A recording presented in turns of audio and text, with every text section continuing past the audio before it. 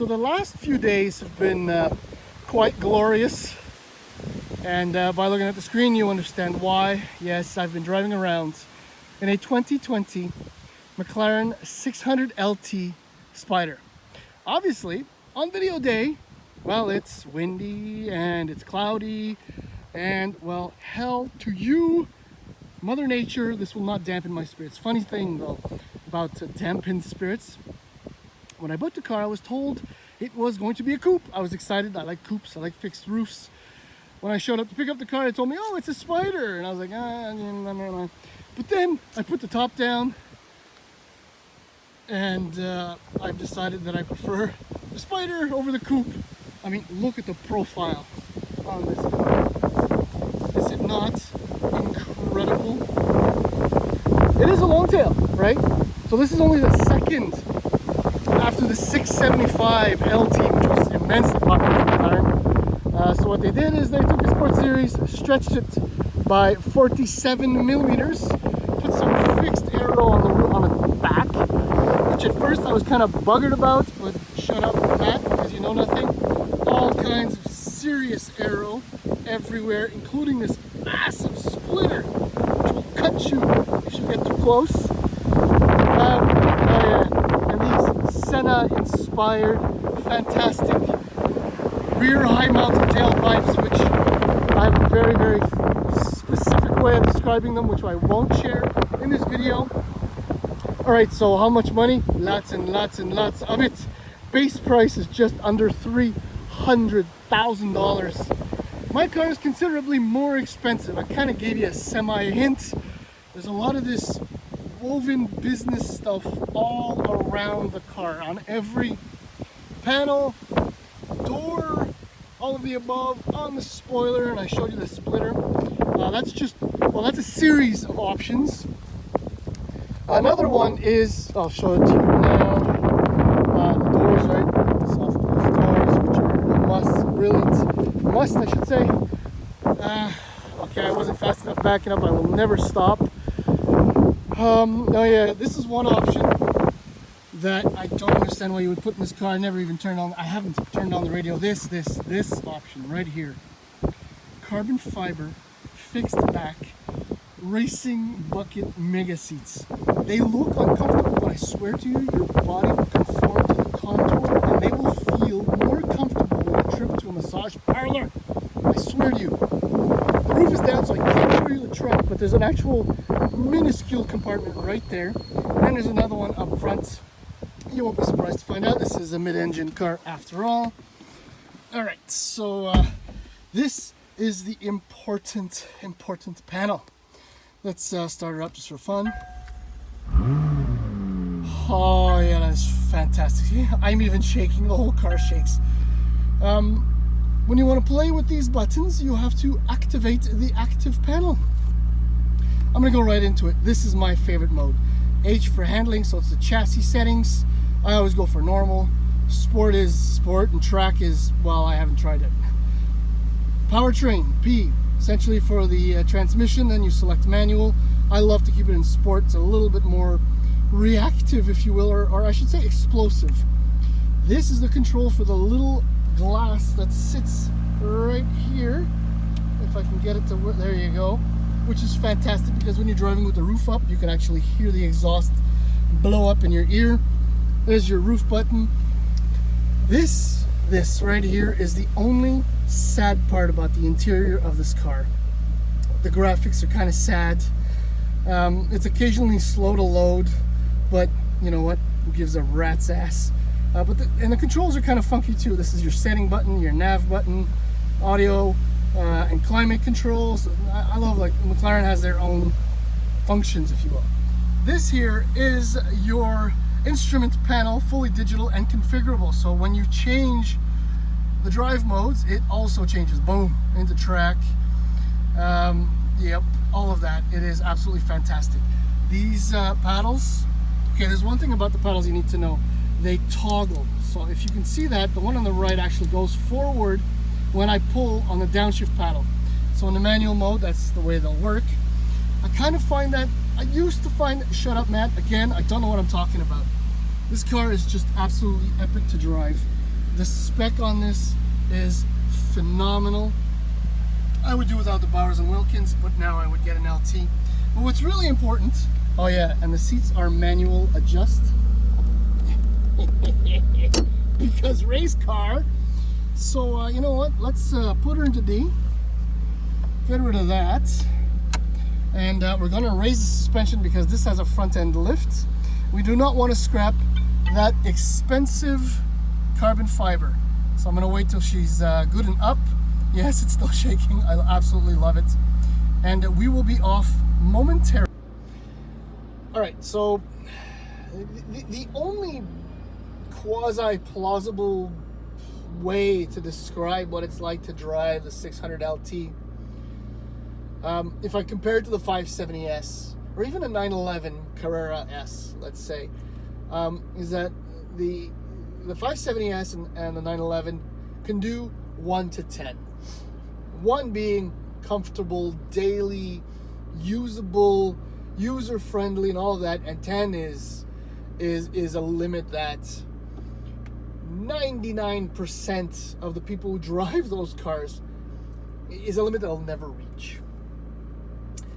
The 600LT, in order to be an LT, gives up a little bit of that initial daily drivability, that comfort. So it starts at like about a 2.5, but it goes up to a solid 12.5 and even 13. It's unbelievable.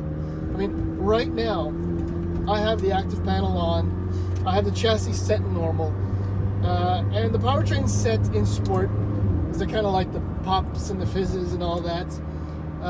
And these roads, I'm working my way further out into the country to enjoy the car, but I have to go through these small towns with broken roads, and I'm not dying. And that despite these fixed back carbon fiber bucket seats. But it's not as compliant or giving as the 570S or the 911 Carrera S. Obviously now there's trucks going through town, so I'm going to be a little bit delayed, but that works out okay because there's so many things to say about this car. So the two LTs and the S and the C, for that matter, the 540C, all share 3.8 liter twin turbocharged V8, which in this case puts out 592 horsepower or 600 PS at 7,500 RPM. Puts out 457 pound-feet of torque between 5,500 and 6,500 RPM. So everything happens at higher RPM. But don't kid yourself. With the launch control, this car, the Coupe and the Spider, which is very unusual for drop tops, will hit 100 kilometers an hour in the exact same little amount of time, which is 2.9 seconds. As speed piles on, yes, the drag penalty of the drop top catches up to it, and the slight tiny weight disadvantage too. So then the coupe starts to pull away slightly, but the top speed remains at 324 kilometers an hour, which all of this is an absolute personal tragedy for me, because I was told I cannot track this car, and if I do anything stupid, I'm going to be in big trouble. And because I kind of enjoy driving McLarens on occasion, once a year, twice, if I'm really lucky, I have to abide by these rules. So, which means that even if I did push it on a number of occasions, I never even got close to half of this car's top speed, nor did I actually launch it to find out if it'll do 2.9. I'm sure it'll do 2.9. But there is one thing, if eventually I get out of this town and leave these trucks up ahead behind, is that you will discover that what I've discovered, this little thing called inertia push. So what that is that there's a system that picks up the kinetic energy from the flywheel, which at an upshift, when you're nailing it, transfers it to the powertrain, effectively giving it a little hybrid boost not speed-wise, but full RPM, the push is very, very real and incredibly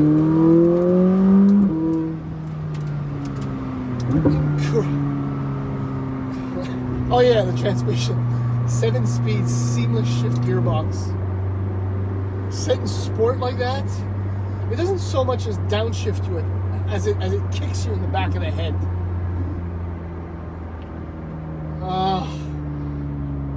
This is such bad luck. If I take the phone out of the holder, I won't be able to put it back. But there are like 1, 2, 3, 4, 5 semis up ahead of me. Perhaps this is best, safer for me, my driver's license and my sanity. No, not for my sanity. So about the drive, the steering, everything about this car is dialed to 12.5. Also, obviously, steering has it's always on. There's no play. The weight is the same. Low speeds, high speeds, or at least the assistance is unfazed by whatever is going on around the car. Which is an incredible feeling. Because normally you would feel the weight build as you reach your apex and the weight starts to transfer right off the front inside wheel and things start to shuffle. But in this car, nothing happens. It stays absolutely true and completely unfazed. It's actually really nuts to understand that the physics of the car going around the track do not alter all these mechanical components that are there to assist you. Speaking of assisting, given the speed and power of this car, the brakes, carbon ceramic brakes, which are included with this car. All right, kids.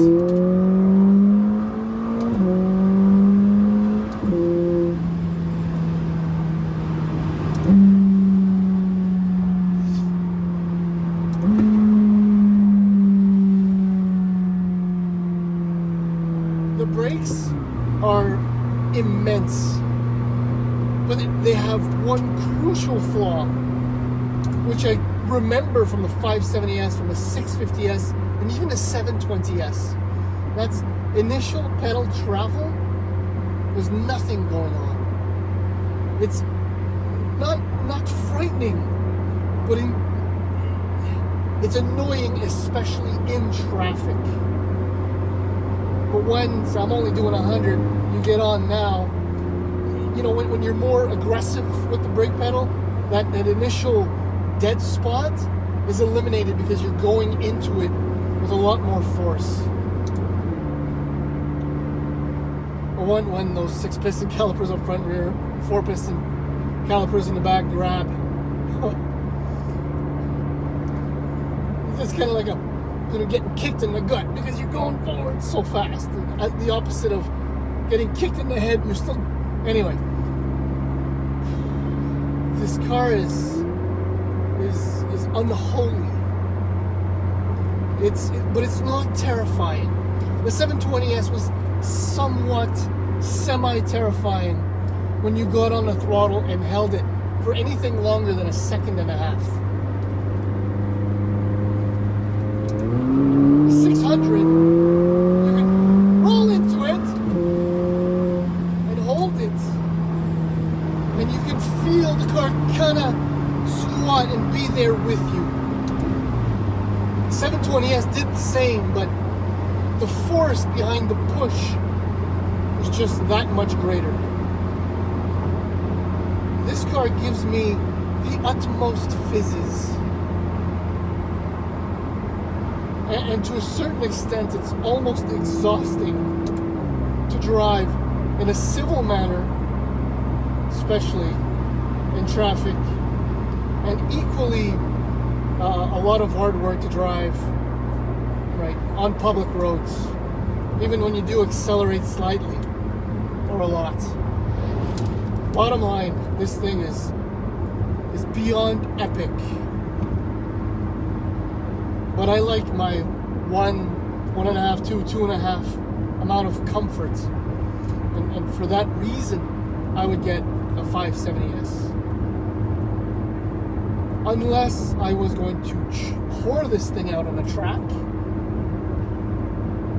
which you can still do with a 570S, and I would still never be able to even come close to 8 out of its limit 10 capabilities.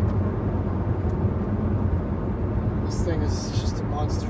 Good God, is it ever gorgeous with the top down. Oh, 600LT. McLaren continues to blow my mind with what they can do with an open diff and brake biased torque vectoring and all that other simple-ish wizardry. What a wonderful, incredible automobile.